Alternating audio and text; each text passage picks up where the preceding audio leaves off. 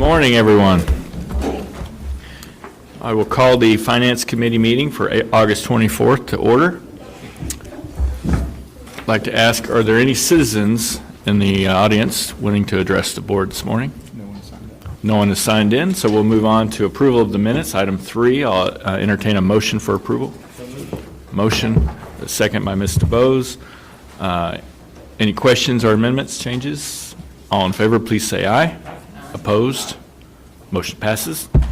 Now I'd like to, on item 4, I'd like to turn over the gavel to Chairman Powell for a public hearing of the Board of Managers. Is Roger here? How many members of the board are here?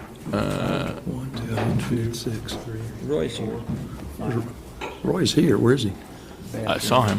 He's here. I know he's here. Yeah, he's here. All right, we'll count him here.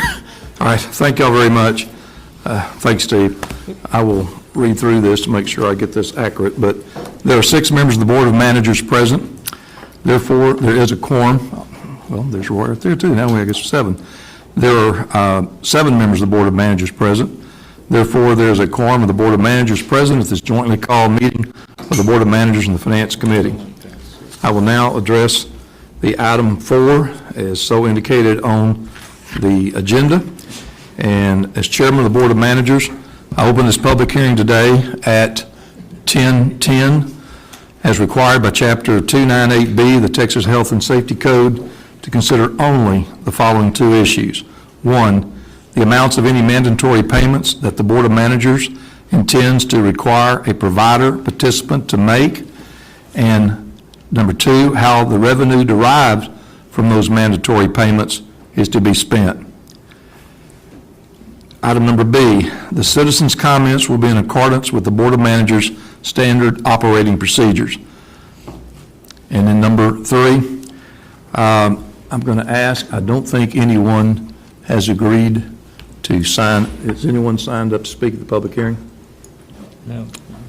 There being none, I will actually close the public hearing at 10:12.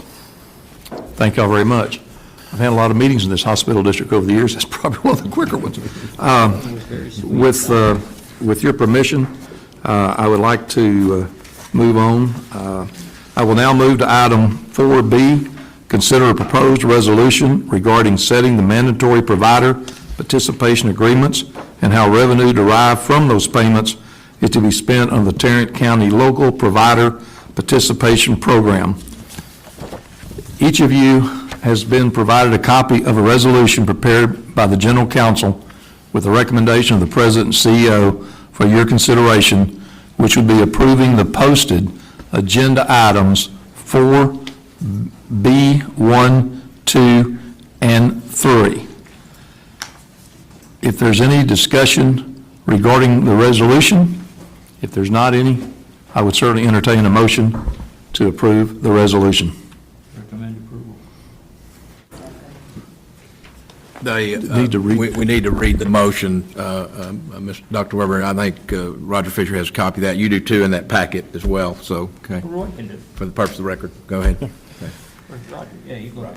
I'm ready if there's no discussion from you, There was Mr. no Chairman. discussion. Mr. Chairman, I move that the Board of Managers, based on the recommendation of Robert Early, President and CEO of the Tarrant County Hospital District, and with the advice of Neil Adams, General Counsel of the Tarrant County Hospital District, approve a resolution that, number 1, authorizes the collection of a mandatory payment from each institutional health care provider located in the hospital district. 2, authorizes the use of the funds collected through mandatory payments for the purposes specified in Chapter 298B, Texas Health and Safety Code. And 3, sets the amount of the mandatory payments for the fiscal year ending in 2015 at 0.94% of the net patient revenue of an institutional healthcare provider located in the Tarrant County Hospital District's geographic jurisdictional area and as set forth on Exhibit A. I have a motion. I have a second from Mr. DeBose. All those in favor say aye. Aye. Opposed, no. Thank you very much. Carried.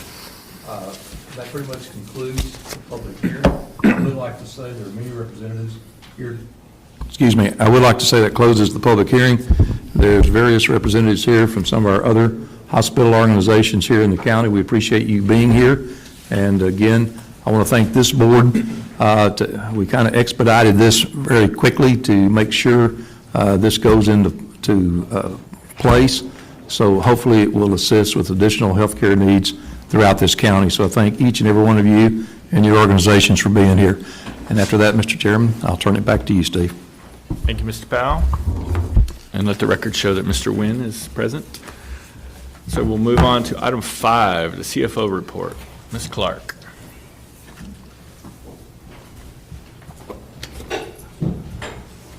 Good morning.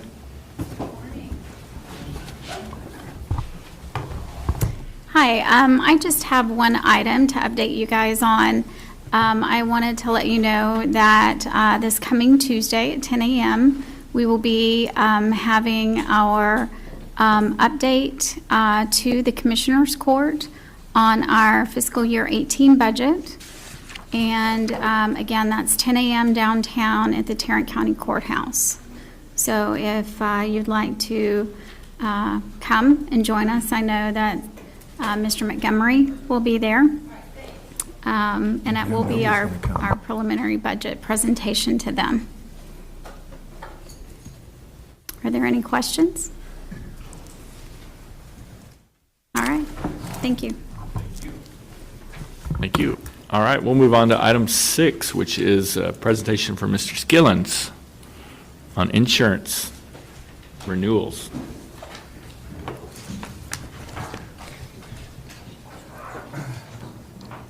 Good morning. Good morning, Ron. Before I get started, I did want to introduce the district's insurance brokers. You met them last year. We had when we had done our first presentation with him with Arthur Gallagher. In the audience, we have Larry Hansard, who is our primary account executive. Welcome, Larry. Larry, if you would stand. Mike Kessler, who is VP at Gallagher, has worked very diligently with us in this year's renewal. Thank you, Michael.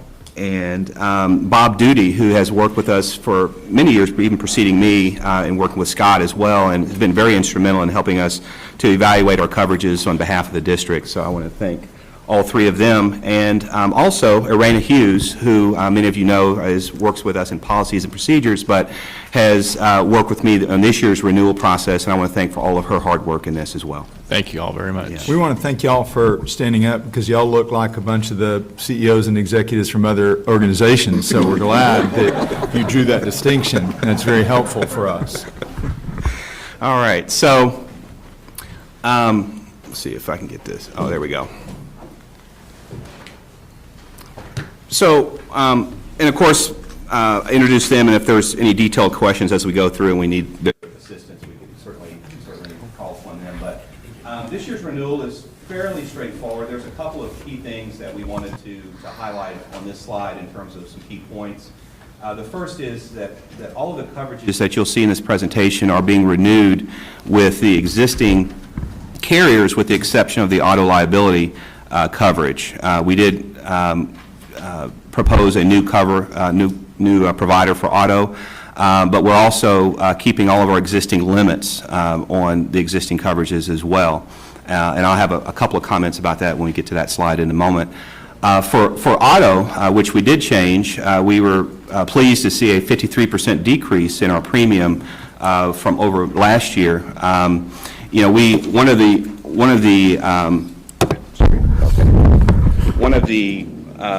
reasons why we went out to market for auto was that the quote that we had received from our prior carrier was we felt was too much of an increase that was unreasonable, and so we went out and found a carrier that actually deals explicitly with municipalities, cities, counties, and hospital districts like ourselves, and was able to not only reduce the premium, but increase our coverage to $1 million from $300,000 over last year. The big story this year, and I think many of you already know this, is our property coverage. We had a hailstorm claim from a year or so ago, a little over $2 million claim for damage to the district's buildings, primarily in the pavilion, but also many buildings around our campus. This was the first time in what we, several years that we've ever filed a claim against our property coverage. And so, as with most things with insurance, when you use it, the premium tends to go up. But it's not unique to JPS. As in talking with our Gallagher folks, they are seeing increases in property across the board, particularly in Texas where we get a lot of hail, and of course in the Gulf Coast where I understand there's a hurricane about to hit as well, in flood insurance. But property is going to continue to be a challenge, not only for us but for a lot of our colleagues in the market. So our premium did go up a little less than $100,000. We'll see that on the slide. And our deductible went up as well, from a $500,000 deductible to $1 million deductible. I really want to thank Gallagher in their negotiations with property, because the carrier also wanted to change the nature of the coverage. Instead of doing it on a per campus basis, we talked last year about, all the contiguous buildings are grouped in a per campus basis. So if there's any damages that happen on any of those buildings, instead of having them insured individually, it's on a per campus basis, which works in our favor, and it also includes the other clinics outside of the main campus here. The provider wanted to change that this year to a per building basis, which is what they traditionally have done with some of their other clients, and I thank Gallagher and their negotiation skills in keeping it on a per campus basis. That's really to our benefit. And then directors and officers insurance coverage, the premium did increase by 18%, primarily due to increases in the district's employee count and plan assets. So those are the key points. I'm going to move on to the actual premium costs themselves.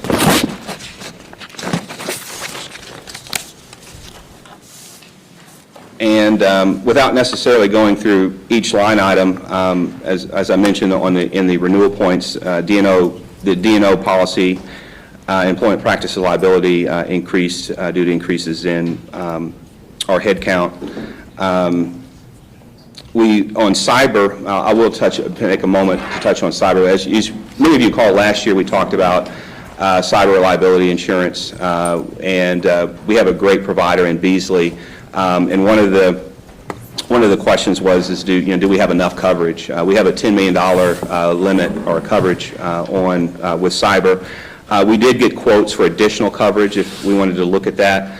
They decided to stay with the $10 million at this point, mainly because we have not only the $10 million, but we also have buckets of coverage within our coverage to handle costs for legal costs and other things that happen when breaches occur. We also this year conducted incident response tabletop exercise. Breach is kind of a bad term in industry, but with Beasley, our provider, and legal counsel was there, and a number of others were represented. It was a great exercise, and it was designed to, if something were to occur at JPS, whether it be ransomware or other things that you hear about in the media, how would we respond, and what would our response be? Who would need to be communicated with and notified? And that was a very good exercise, and we're developing processes around that. So I feel like we're developing a stronger control structure as in the cyberspace, and so that coverage stayed where it was. From a premium perspective, I think those are the key comments. I'm going to stop for a moment before I go to the last slide if there's any questions. Any questions for Ron at this point? Okay. Okay. Ron, I do have one question.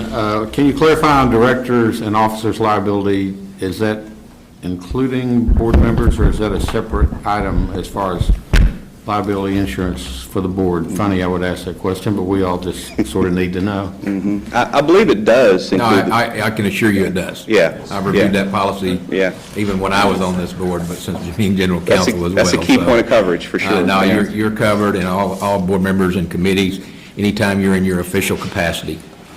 Thank you.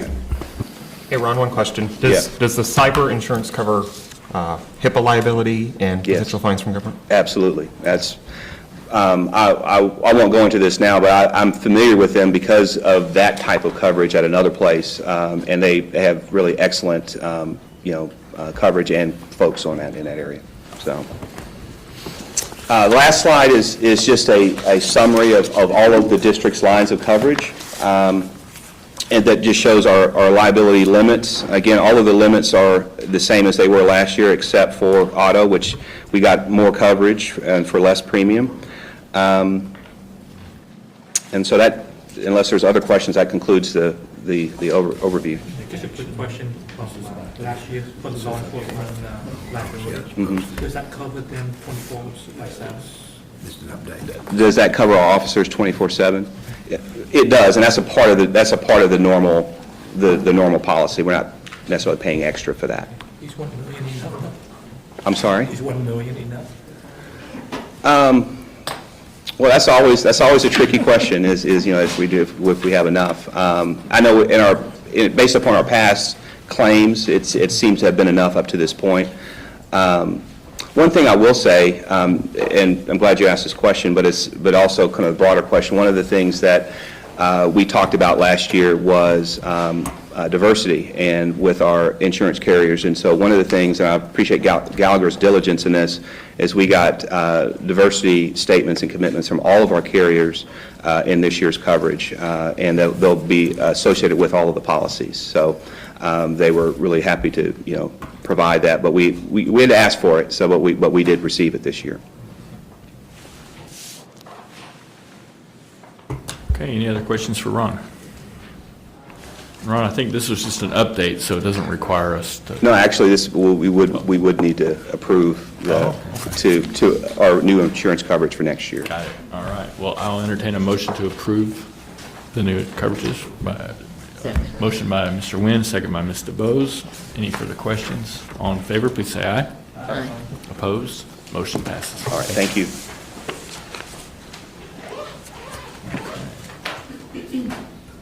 Move to item 6B. Ms. Clark, approval of the July 2017 unaudited financial report. Board of Representatives.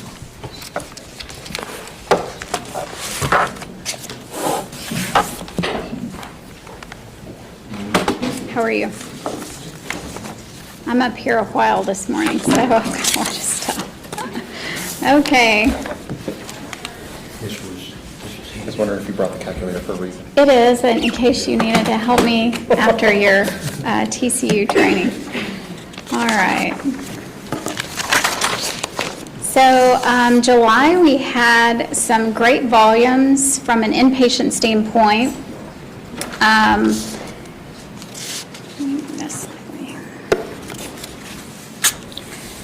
We were almost 10% ahead on admissions. We had a little 2,369 admissions in July. Patient days followed. We actually had a slightly higher case mix index for the month, and our length of stay was slightly down, which was favorable.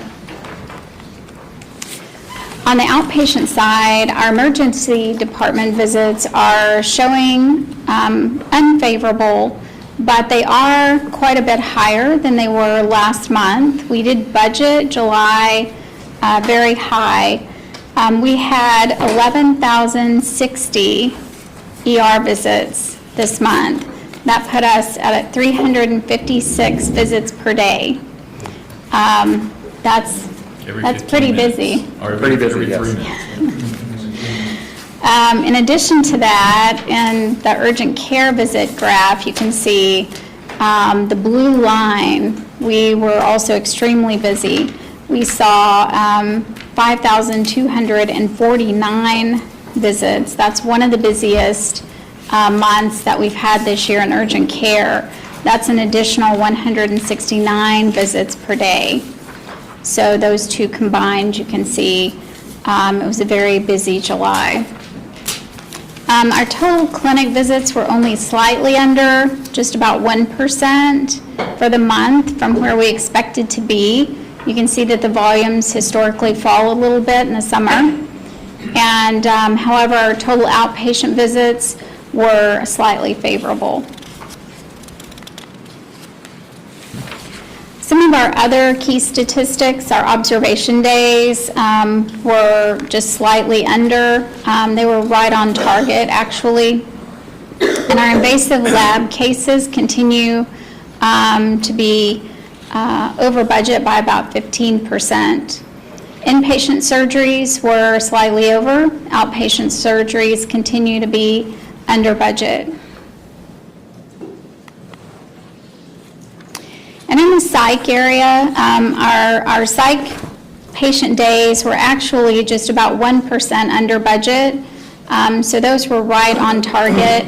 Our clinic visits were 15% above budget. You can see the trend continues year to date. The psych ED was 2% under, even though it was slightly higher than last month.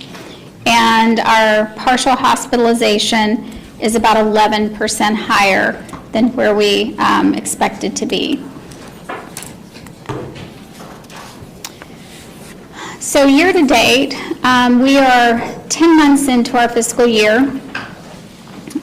We are still favorable, 5.95 on total paid FTEs per adjusted patient day compared to our target of 5.96, just barely.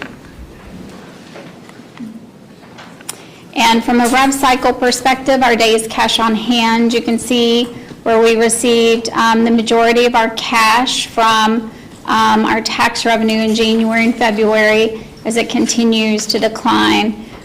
We still are at 268 days cash on hand, and our AR days continue to hold in the low 50s at 52. Did you have any questions? Any questions for Sharon on this so far? Okay. Our payer mix slide, That never really seems to change. it doesn't change, but it just reminds us kind of who we are and where our patient population comes from. And also our JPS connection enrollment. These, it looks like we will kind of table off at 40,000 enrollees this year. And I do like to remind you, although this looks very steady month to month, there is a lot of activity that goes into this net number. There are thousands that roll off enrollment each month, and we have re-enrollment that occurs. So we do show a net increase each month, and that is, that team challenges themselves to keep those enrollee numbers constant. So we are just crested over 40,000. So for the month, we came in at a loss of $2.4 million compared to a budget of $1.2 million. If you recall, when we talked about the projection at the last Finance Committee, I thought for the last quarter we would lose about $5.4 million.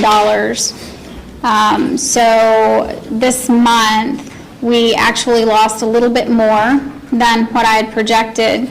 And if you look at that top line for net patient service revenue, even though we had good inpatient volumes, our outpatient volumes offset that. So our gross patient revenue came right in on budget. However, we had some negative price variance. Our self-pay was up this month. If you remembered, at the beginning of the year, we had some favorable price variance because our commercial volume was up and our Medicaid volume had crested. We're going to have some fluctuations on a month-to-month basis. So the top side, we had some negative payer mix this month. We did have some positive operating revenue, other operating revenue. We had a few grants that we did not expect to come in this month as well. And then on the operating expense side, you can see that we trended over in salaries. Again, a lot of that had to do with our inpatient volumes. On the month basis, our FTEs paid was 5.9 compared to 6.1. So we were favorable on the month for FTEs per APD. Our benefits trended over slightly. It was not employee health. We had kind of a leveling off of that for the month of July. What caused that is 3 pay periods for retirement. So I just wanted to point out that was not health this month. We've had kind of a unfavorable trend for about 4 or 5 months there. Purchase service was about $1 million over. That, once again, was some of our outside medical services and psych. If you recall back on our graph for the psychiatric emergency department, we had 4 to 5 months of extremely high volumes there, and some of those offload expenses are still coming through. So that accounted for about $780,000 of that $1 million overage. We also had a chart audit that had been budgeted in a prior month that had come through. And then we have a few other expenses that have been coming through on a monthly basis, such as lab, blood care, and pharmacy, that also hit there. So although it's slightly higher than the monthly loss that I had expected, we did come in at a $2.4 million loss for the month. Are there any questions from the activity for July? I have a question, please. How much did the chart audit cost? Just for The chart audit was $226,000. almost $250,000 for chart audit. Yes. Thank you. And it was budgeted, it was just budgeted in a prior month. Any other questions for Sharon? You want to go to a claim? You bet. So for the build encounters by month, which is their key statistic that is pretty much the driver on their income statement, they continue to be under budget, mainly because of not all their providers have been hired and onboarded. They're about 7% under budget there. And their income statement, they were just under $1 million loss compared to a budgeted loss of $670,000 for the month of July. The major variances trended mainly in the other operating line item. I think my finger's going to be right here. And then there was also purchase service. And what happened in those two categories, which kind of offset each other on the bottom line, is that the surgical services contract was transferred over to a claim. So there's income for that, and then there's an expense for that came over. Otherwise, it is just the normal variances that we've seen month to month within a claim. So it's, again, pretty much a normal operating month for a claim. Any questions there? I seem to be full of questions today. One other That's question, fine. the surgical contract transferred over to a claim? Yes. And that contract is currently running out soon? Well, it was transferred effective February. So we saw that transfer happen on a claim in February. So I believe that we are expecting that to end with the current surgical group in December. Okay. And we have no new contract in place as of now? We have a process in place now for the RFP, and we have communicated that RFP process, and it's going through its process right now. Okay. And so we're interviewing candidates for those positions, and we'll go through that process as we've communicated to the board previously. Thank you. Any other questions for Sharon on this I will entertain a motion to accept the July financial report. So moved. Motion by Mr. Powell. Second. Second by Dr. Weber. All in favor, please say aye. Opposed? Thank you, Sharon. Okay. Move to item C, 6C. All right. Once a year, we get to talk about the contribution to fund the JPS defined benefit pension plan. The pension plan has been a benefit to our employees since 1994. On the board portal, you were provided with 2 reports for the pension plan. One, if you had the opportunity to read these, was a blue report, which is the actuarial evaluation report, which makes my presentations look really exciting. And then you also had You gotta make sure you something, keep handing that out every month. yeah.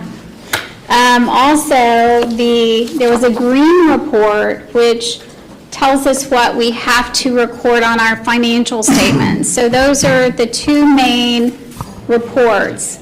I've pulled out what pertinent information you need to know about those reports on this one PowerPoint slide. So you can set those reports aside. I know you've highlighted them with a lot of questions for me. So we have invested our pension plan assets with the Texas Hospital Board Retirement Plan, and I sat on that board in Austin. It is a very well-managed plan, and again, I pulled a few key statistics for our plan assets from there, so you can understand some of those numbers and how they might compare to other pension plans, because pension plans are getting a lot of media attention these days. These reports are also run by an actuarial firm, Rudd & Wisdom. Those actuaries are also hired by the THA retirement plan, and they run all of the numbers because that is a small part of a bigger run plan. So it's a large group. In that, there are several key drivers that created the suggested funding of the $14.4 million. And by the way, we have been accruing that each month as part of our employee benefits. So this is not an expense that will be incurred because of your vote today. This is already occurred. This is just transferring the cash by September 30th to fund the actual plan. The employer contribution rate is 6.75%. That has been the rate since I got here in 15. It had been at a 6.25% rate. There is something called an amortization period. Once we fund that $14 million, it will take us, if all things are held constant, if we continue to fund at that 6.75%, it will take us about 5 years to not only fund the current portion of our pension liability, but also what the actuaries call the unfunded portion of the actuarial liability. Just stick with me for a minute. If you look at the next section, this actuarial, the GASB part of that, and that's the Governmental Accounting Standards Board. The actuaries can't do it like the accountants do it. And it's because we earn, once you get into a pension plan, you earn that for a very long period of time. And if you were to take an accounting view of it today, and you were to freeze the plan, our participants, these 4,562 active participants, have a benefit accrued of $169 million. If we were to say we're going to pay everything that is due, we would have to pay out $169 million. Our plan assets are $218 million. So I would tell you we are 129% funded, because I'm an accountant, okay? And yeah, I'm being recorded, I just figured that out. However, we can't take an accountant's view because of GASB and because there's a thing called a pension review board. There's actuaries that say, you know what, these participants have a benefit that's going to be paid out for a very long period of time. And the plan is not frozen. The plan is going to go on for a long time. And these plan participants are going to have a liability that's going to be paid out. And we have to have a smoothing effect for those benefits that are going to be paid out. So after they work their magic, these actuaries at Rudd and Wisdom, and all actuaries work the same way, there's a $63 million premium, and they come up with an entry age normal actuarial liability. That is $231 million, and we booked to that. And we compare that to our plan asset of $218 million. And that is how, and that's what gets published, we are 94% funded. Every city in the state would kill to have that number. They would. I'd like to have that one. They would. Now, if you hear the media loves an 80% number. There's no justification necessarily for an 80% number. The legislatures love an 80% number. But the health of the plan is the fact that you fund the plan every year. It is not that 80%, it's not the 94%. If you don't fund the plan every year, it's not a healthy plan. So what we're doing today is this $14 million funding. You're funding the current portion, and you're also working down this unfunded liability, this $63 million between what I would say is the current and what the actuaries say is coming, and the smoothing effect. So pension plans are complicated, and that's my 5-minute explanation. You did a great job of dumbing it Okay. down for us. So what we are requesting today is the required funding to keep our pension plan healthy. It is already an accrued expense in fiscal year 17. And our actuaries have, and again, this is a very important number as well, this 4.8 years.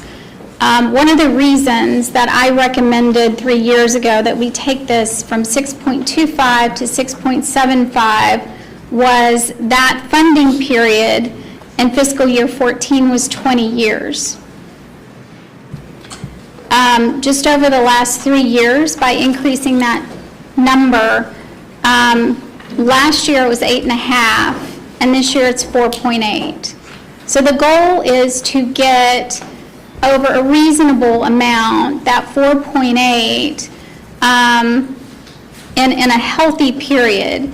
And the Pension Review Board recommends somewhere no longer than 15 to 25 years, but never to exceed 30.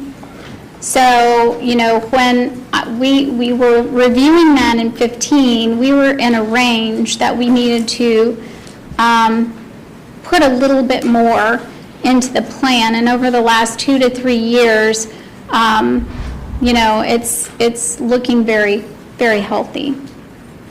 So, anyway, that is my recommendation for the board. Mr. Chairman, one of the reasons that so many cities got into trouble or in trouble is because they saw that 94% and didn't fund years to come. And now it's eating their lunch. And so based on that, I move that we approve the recommendation. Motion by I would Reverend. second that. Yes, sir. Can you turn your microphone on, please? I have a question, is that the market value for the assets, 217,773,105, and in section 2, in item 5. Are you on the blue? Yeah, page 1130 is 216,601,199. There's a discrepancy there. Which is the number that we should be looking at? So again, I'm an accountant, so I go to the market value and pull the 217. The actuaries like to take a piece of the market value off of there, so it is, there's an actuarial market value of 216, and they peel a little piece of that off, the mark-to-market off. But when you look at that report, and you go to the blue report for the GASB disclosure, that 94.13%, that's what they look at. But it's a mark-to-market difference of the 216 and the 217. So it's common to look at both numbers. And both numbers are in the report, yeah. Yes, sir. Yes, sir. And this may just be the no cognitive ability from a surgeon, but the actuary, this is on page 45 of 782 on the iPad thing. It's the investment return experience. And it says that they have a 7.25 return assumption and then 20% per year over 5 years. I didn't know what that meant. So the 20% per year over 5 years is just kind of the smoothing effect. 20% over 5 years is just even 100% divided evenly over 5 years. Okay. Yeah, so the 7.25% is what the THA retirement plan has historically earned. It's not a conservative number, it's not an aggressive number, it's just what they have earned. They're in 75% equity and 25% fixed income. Gotcha, thank you. I was going to say, Chairman Montgomery, along with what you said, along with what former Chairman Reverend Emerson said, I would second it. Because again, it's also a continued commitment to our employees. It's the right thing to do. Just a quick question on fixed income. Is that tax-free bond type thing? Is it subject to adjusted, I forgot the AMT type thing, or do we know? You know, I would have to go back and ask the money managers. That's a really large trust, and I'm not sure if all of those fixed income are actually tax exempt bonds or not. I would venture to say not all of them are governmental securities, but I can't answer that for you right now. It is an extremely large trust. Our assets only comprise about 30% of that entire trust. Yeah, can you check, because my concern is that for the tax-free, but if they're subject to ATM or AMT, then the return, if they're subject to tax, might not be as Could be good less. as the one of tax exempt, but not subject to AMT for the return. Okay. Okay, we have a motion and a second. Any further questions, Sharon? All in favor of the motion, please say aye. Opposed? Yes, ma'am. I need to abstain from this vote. Okay, we have one abstention. Motion passes. Thank you very much, Sharon. You bet.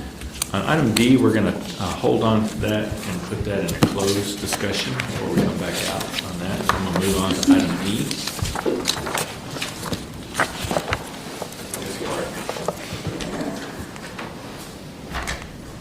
Okay, item E, we actually have one managed care contract for your approval today.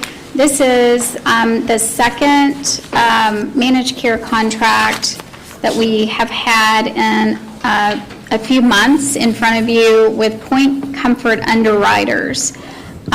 This is specifically for the unaccompanied refugee population. If you remember back in February, we brought to you a larger contract that dealt with the refugee population.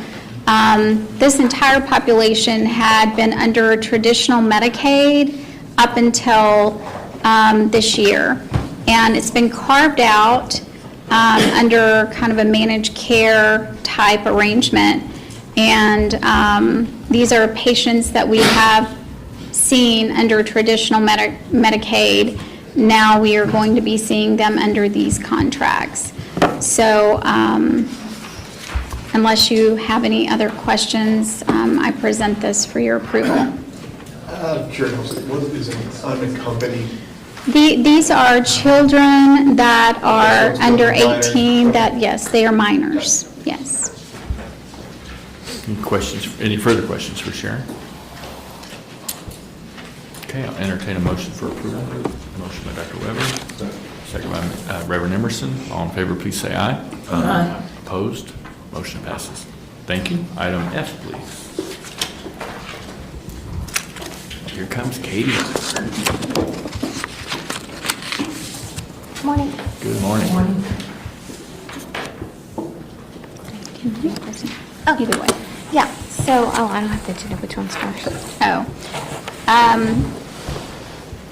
The data search. Okay. We're coming before you today for the data search. Data search contract. Can you hear me now? No. The data search contract that will provide primary bed debt collections for the district.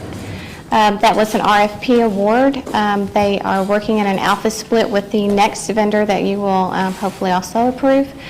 And we will have a cost savings. The first vendor is reducing their contingency based on this award, and so with their increased collections, we will still see a decrease in the contingency fee to the district. Awesome. Any questions for Katie on this item? Heard that. So I'll entertain a motion for approval. Motion by Ms. DeBose, second by Reverend Emerson. All in favor, please say aye. Opposed? Motion passes. Item Great. G. Okay, the second vendor is an incumbent to the RFP FMA Alliance. They also, with the award, reduced their contingency fee by 3%. So again, with the increased collections, our contingency fees to the district would be reduced, and they do a really great job for us. What is the fee for that? Say what What are the fees? What's the fee? The contingency fee, the amount, Or the percentage? Percentage? do we normally provide that? Can we talk to you after the meeting? Since it was a RFP bid? Oh. Okay, thank you. Yeah, okay. So you've heard the explanation. Any further questions for Katie or Sharon? I'll entertain a motion. Motion by Dr. Weber. Second by Ms. DeBose. All in favor, please say aye. Opposed? Motion passes. H for a minute. Great. All right, I'll recognize the General Counsel on item H. Mr. Chairman, for Katie and Sharon, address H.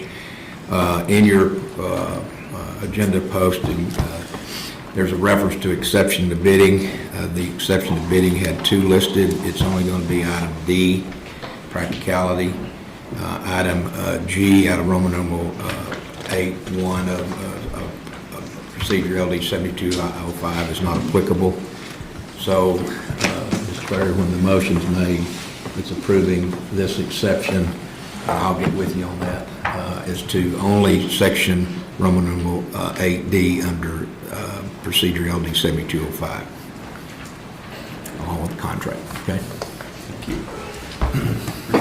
Okay, so this is an extension for Cerner Siemens HDX product. This is a product that does insurance eligibility verification through the registration system. We awarded Experian to be an RFP winner in the July meeting. This extension bridges the gap between our current vendor contract and the implementation for Experian. So we're asking for your approval. This is 3 months, is that what? Yes, the first, well, yes. And the reason it's here is because you've got to approve the exception to bidding.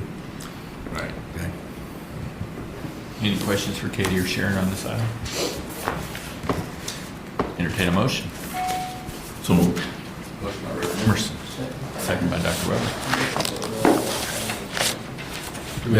It's one motion. It's one motion, approve the exception and approve the contract. That clarification. All in favor, please say aye. Opposed? Thank you. Item I. Oh, not you guys. Sorry. Thank you all.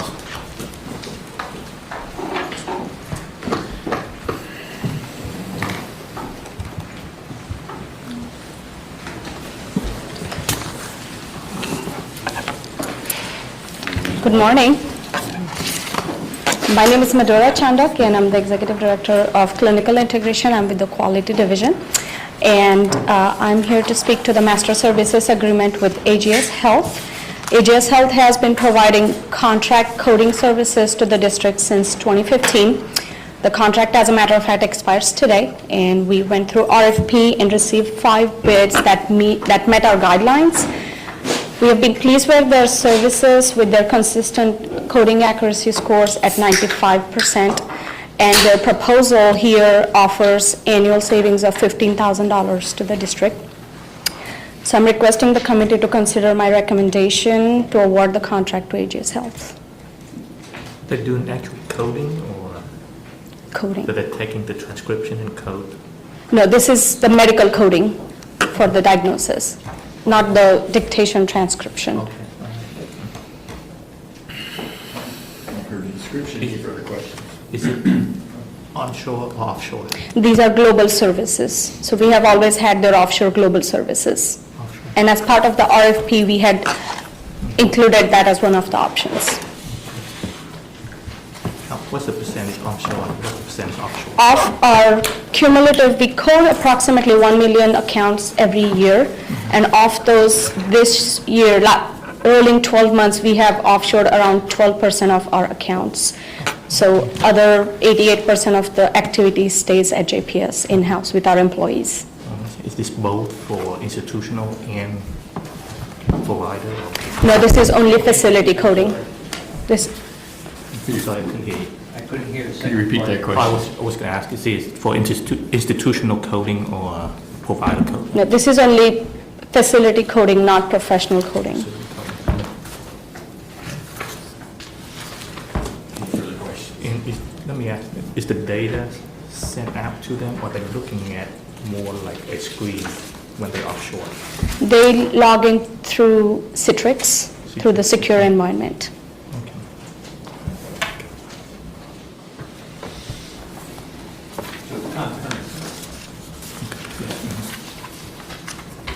Okay. We have a motion by Dr. Weber.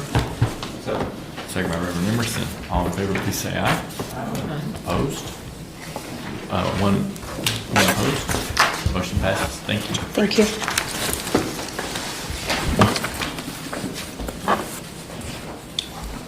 Ms. Walker. Item J.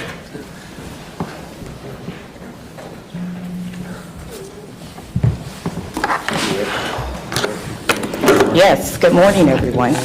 This morning, I would like to ask the board for their approval for the flexible spending and COBRA services agreement. This service did go through the RFP process, and purpose for the service is to improve the customer experience and also the employee experience as well. Okay, any questions for Pia on this item? Entertain a motion. So moved. Motion by Reverend Emerson, a second by Dr. Weber. All in favor, please say aye. Aye. Opposed? Thank you. Thank you, Pia.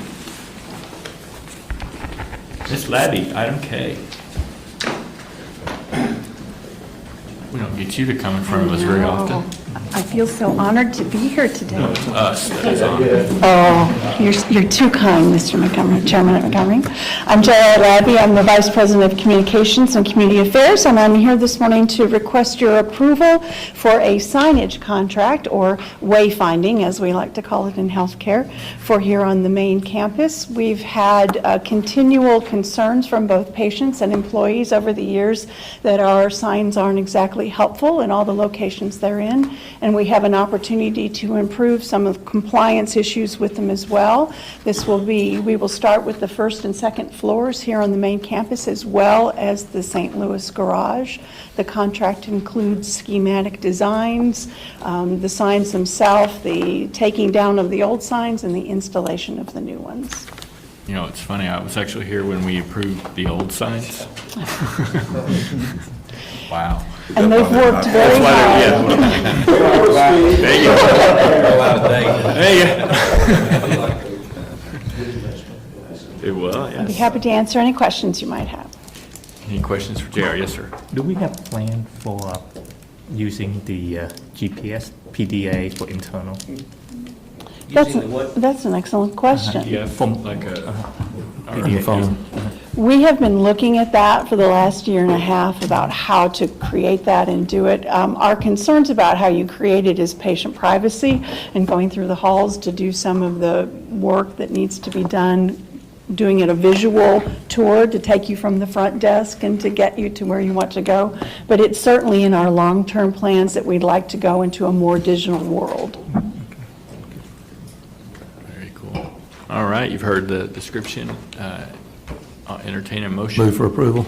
Motion by Mr. Powell, a second by Dr. Weber. All in favor, please say aye. Aye. Opposed? Motion failed, sorry. Motion passes. Thank you. Thank you, Mr. Chairman. Joe,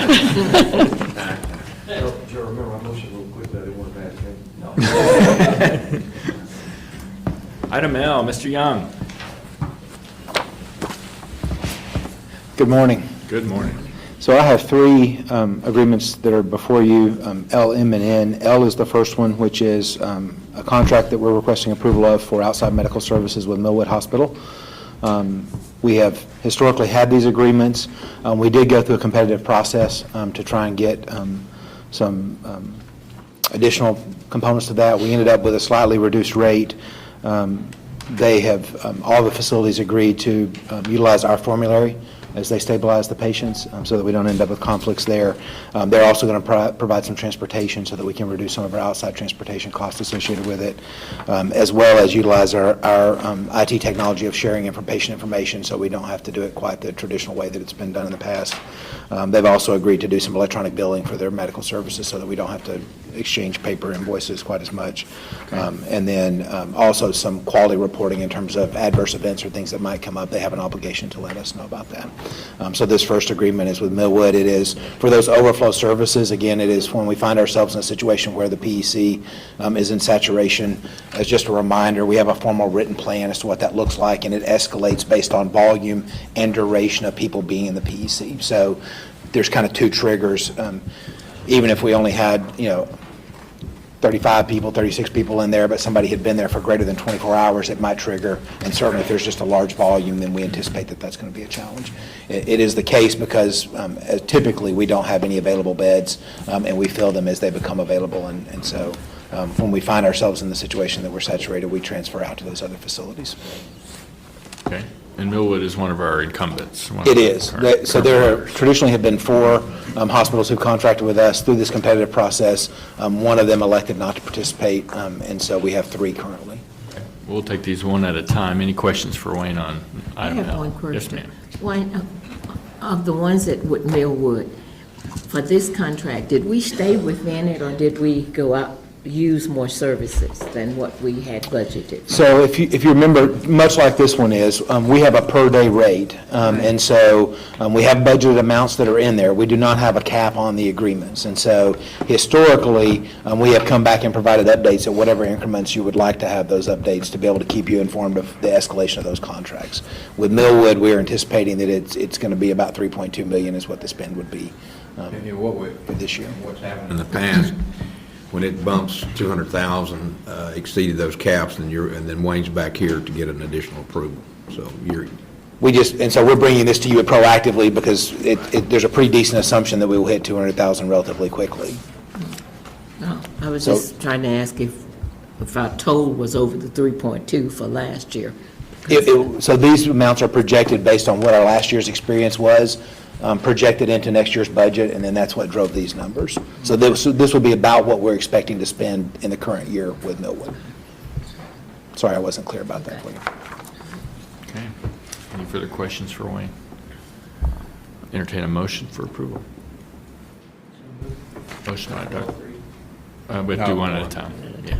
Second. We have a motion by Dr. Weber, second by Mr. Bose. All in favor, please say aye. Aye. Opposed? Item L is approved. Item M, just maybe a brief introduction on that. Okay, so similar to the last agreement, this is with SAS Healthcare. You might recognize them as Sundance Healthcare. That is the name that is promoted most. It is a inpatient facility that's in Arlington that we also have contracted with, and they provide the same services. The contracts, they are identical, so we did not do anything for any of the facilities that we didn't do for all of them, or expect anything from any of the facilities that we didn't expect from all of them. So the actual contract is identical in nature to the one that you just approved with Millwood. Okay. Any questions for Wayne on item M? Entertain a motion. So moved. I'm sorry, I just helped. Motion by Dr. Casey. Second by Dr. Weber. Any, all in favor, please say aye. Aye. Opposed? Motion passes. The Item third- N. The third agreement is with SRP Behavioral Hospital. You would probably recognize them, well, you might recognize them as Wellbridge, which is the current name they're doing business under. Prior to that, they would be identified as Oceans. So they are slightly different in terms that they are a facility that only focuses on what they refer to as older adult. So that's a population that has age 55 or older. I say they refer to, just to be clear, that that's not my definition of older adult.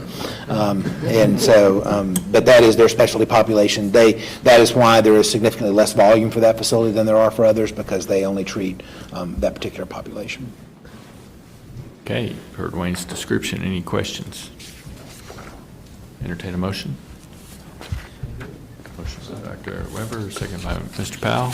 All in favor, please say aye. Aye. Opposed? Motion passes. Thank you, Wayne. Thank you very much. Have a great day. You too. Now it's the David Mendenhall Show. Item O.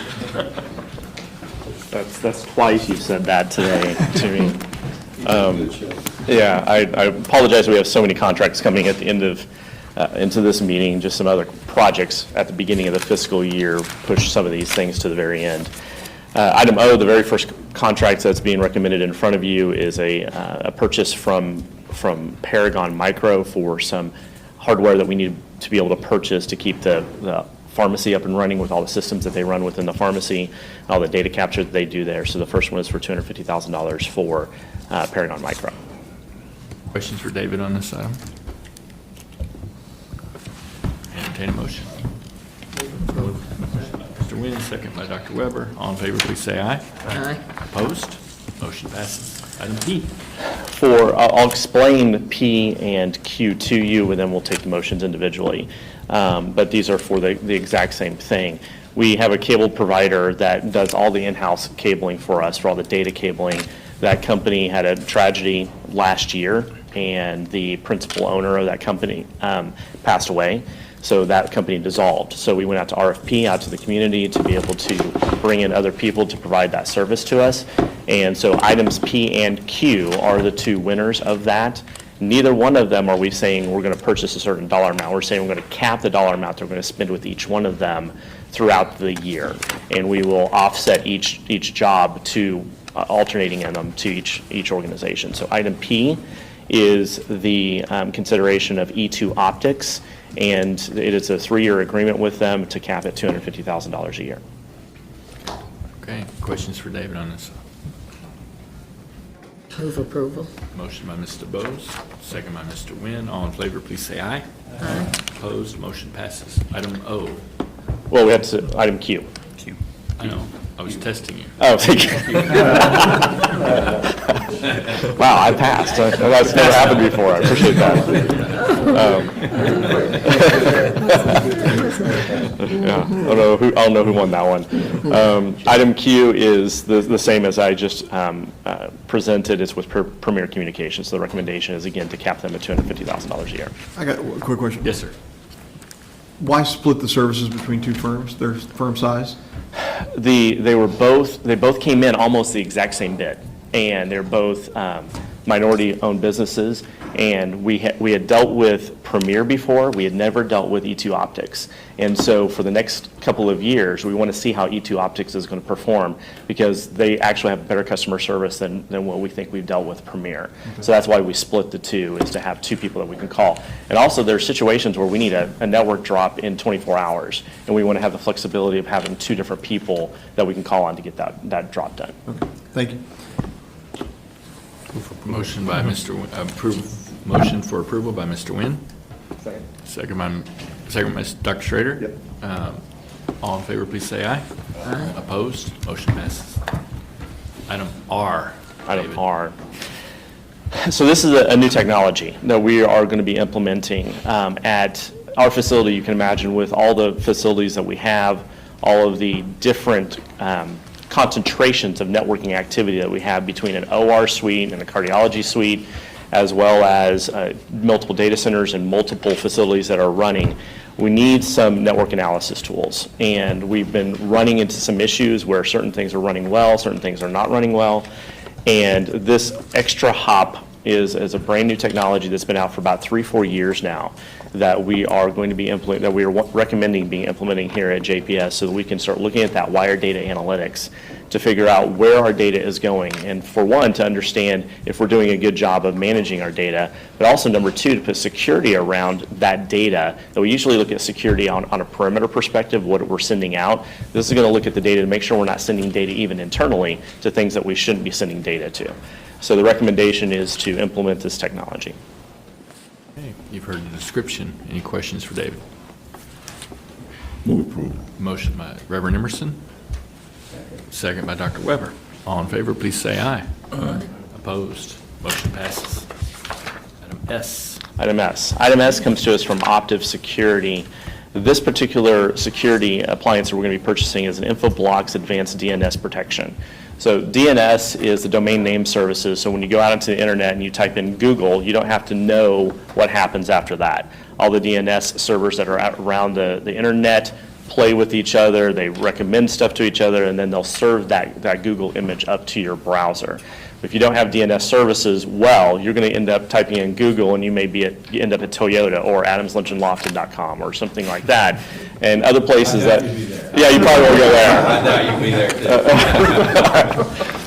But you may not end up going where you want to go. And in our world, like when Katie was talking about Experian and HDX and a lot of the service providers that we have that rely on that internet, if we start sending data because a hacker got in between that data move and starts sending data to wrong IP addresses, that puts us and our patients in jeopardy and our information security in jeopardy. So this is the advanced DNS protection from InfoBlocks. For David's description, any questions? Anybody understand what he just said?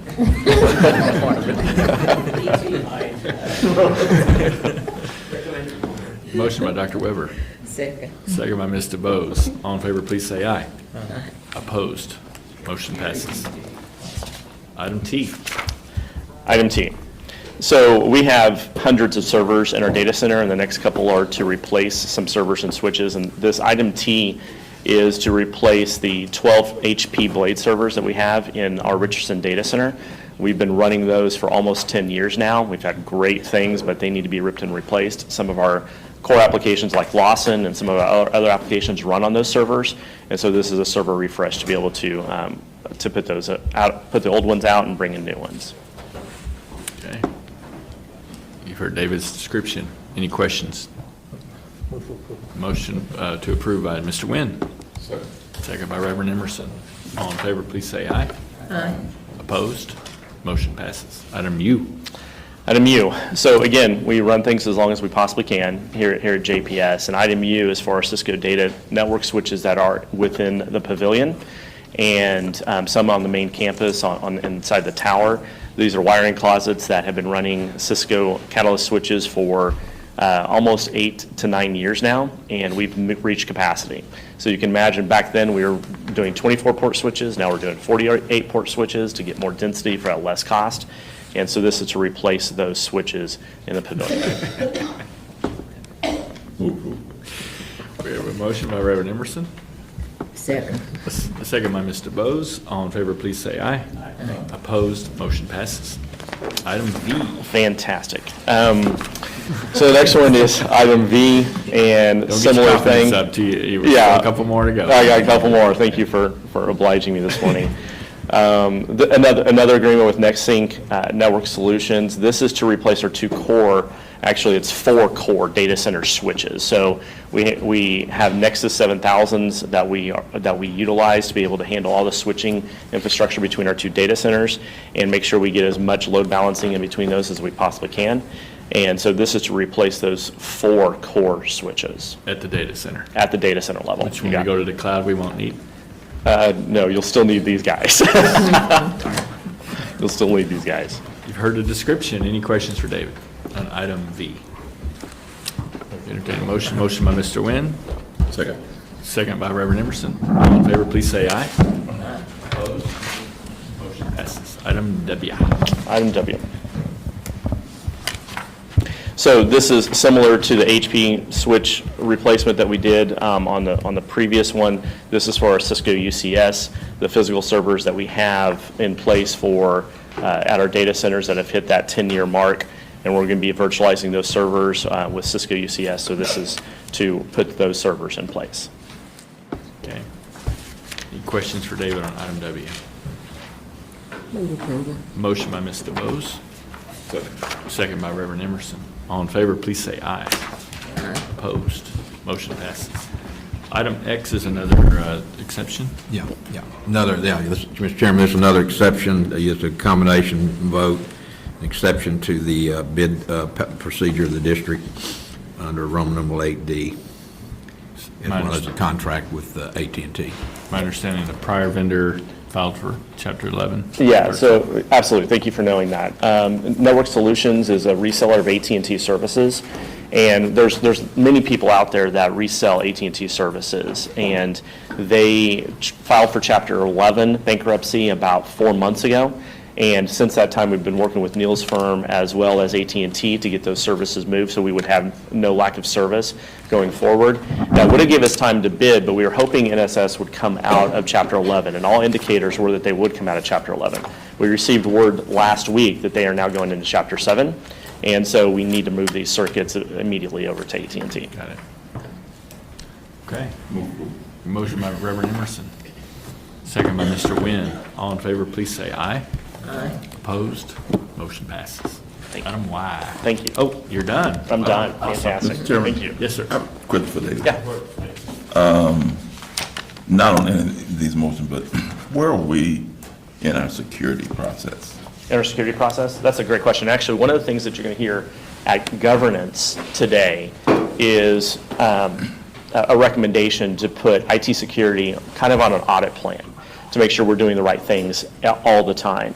We are in the middle of doing a HITRUST certification, which HITRUST is a Plano-based company that has a common security framework that many hospitals across the United States are adopting that common security framework so that we can get, it's hard to say a certification, but that's really what it is, to make sure we're doing all the right things. And that doesn't mean that a hacker can't come in tomorrow and take us out because there's a zero-day attack or something that may happen. But in that, we have 7 layers of security from a point of entry coming from the internet to us. And that's why it's very critical that we keep each one of those layers up to date. But there could be something that happens today that we just don't see and we don't know. And that's why we have, as Ron talked about, cyber insurance, and we have people that come in and do a lot of testing against us to ensure we're doing the right thing. Every year we do what's called an attack and penetration testing against our network, and we pay hackers. We actually pay hackers to sit on the outside and come through and try to attack us. And then we pay those exact same hackers to then come and sit on our network, just like you guys are today, and try to attack from the inside and see what happens. And we get a report from that, and once we get that report, then we do a corrective action plan to fix anything that we need to fix. So security is something that puts gray hairs and allows me to sleep about an hour a night, each night. So, yeah, good question. Yes, you guys are hackers. I'm a hacker on the golf course, but not here. So. You need to get out there with Roy then. Holy shit. Thank you, Dave. Thanks. Mr. Pillai, Jamie, item Y.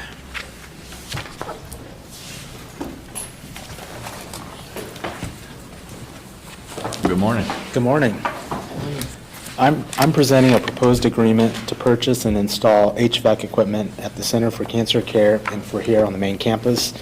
The regulatory standards for the chemotherapy drug preparation have changed, and we will need the proposed air handling unit to meet the new ventilation, temperature, and humidity requirements for the cancer center.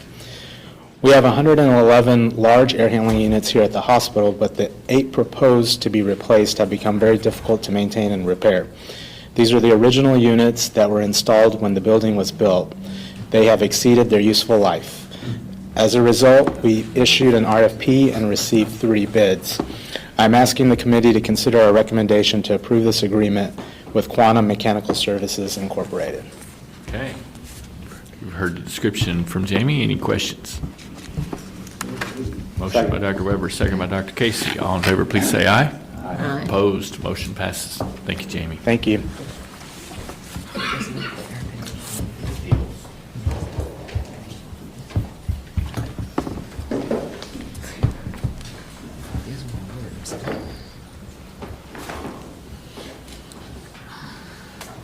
Morning. Why don't I ask you to grab that mic if you could?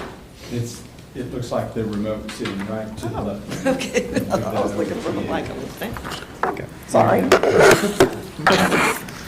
New technology. Okay, I have 3 proposals for you today. The first one being with Stryker Sustainability Solutions, and this is a contract in order for us to be able to reprocess our external fixation devices. And those are devices that are put like on a leg or a knee or waiting while the patient's waiting for surgery and preparing for that. Currently we reprocess lots of other things, such as tourniquets and pulse oximeter probes. We've just not gone down the road of reprocessing these instruments. Even though we reprocess, or this equipment, we reprocess tons of instruments every day and sterilize them and reuse them. I mean, that's just common practice in the OR. However, because this is it's labeled as such as a single-use item, we can't reprocess it, but the company can. And right now, those are going to the landfill. They cost $10,000 to $15,000 a piece. There's no reason to not reuse them. If we send them back to them, they check all the equipment, the screws, everything, make sure everything's intact and ready to go, and they can reprocess those and send them back to us for reuse. That will save us about $240,000 a year, and over the life of the contract, $720,000 a year. Sweet. That's awesome. Any questions? Any questions for Wanda? Entertain a motion. Motion by Dr. Schrader, second by Mr. Bowes. All in favor, please say aye. Aye. Opposed, motion passes. Item 8. My next contract is with Bellamed Autoclaves. Our current cart washer and sterilizers that we have frequently go down, and now we have taken on reprocessing for a lot of the clinics. If we can centralize and control that sterilization process, it puts it puts us at much less risk rather than having everybody out there doing their own thing with portable sterilizers and all, especially with the dental clinics and some of those things when we do a lot of instrument reprocessing. So we've centralized all that to sterile processing. But as a result of that, the older equipment that we have just cannot take that kind of volume. So we're asking to replace this with contingency capital dollars, which is $400,401. I've learned more about instrument reprocessing this morning than I ever knew in my entire But I like the savings, Pete. That's, all right, you've heard the description from Wanda on item AA. Any questions? Entertain a motion.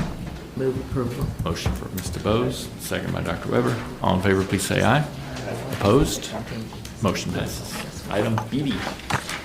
The last item is, it's a Pentex ultrasound equipment for our endoscopy unit. This piece of equipment actually went down and could no longer be used, so we're asking for emergency funding in order to replace this equipment. Otherwise, we will have to send those patients out for these procedures. We don't want that. Okay, any questions for Wanda on this? Motion by Reverend Emerson, second by Mr. Bose. All in favor, please say aye. Aye. Opposed? Motion passes. Thank you, Wanda. Thank you. And my favorite is Kathleen. Item CC. Good morning. I'm here today to ask approval for the purchase from GE Healthcare OEC Medical Systems for a mobile C-arm for the OR. That includes vascular image package. This system would be interfaced to both the PACS system and the EMR, and it does meet the regulatory requirements for image archiving. So it's for the purchase of a C-arm for the operating room. Okay. And it's a budgeted item? Yes, it is. Any questions for Kathleen? Motion by Dr. Casey. Second by Mr. Bose. All in favor, please say aye. Aye. Opposed? Motion passes. Thank you very much. Thank you. Mr. Chairman, Yes, sir. before you go into executive session, per your request, you asked that I announce each month the number of contracts negotiated by the district under $200,000. There were 18 of those this month. Okay? Thank you. And those are posted on our portal. They are posted, yes. Okay. We will recess and reconvene in closed session. Consider items.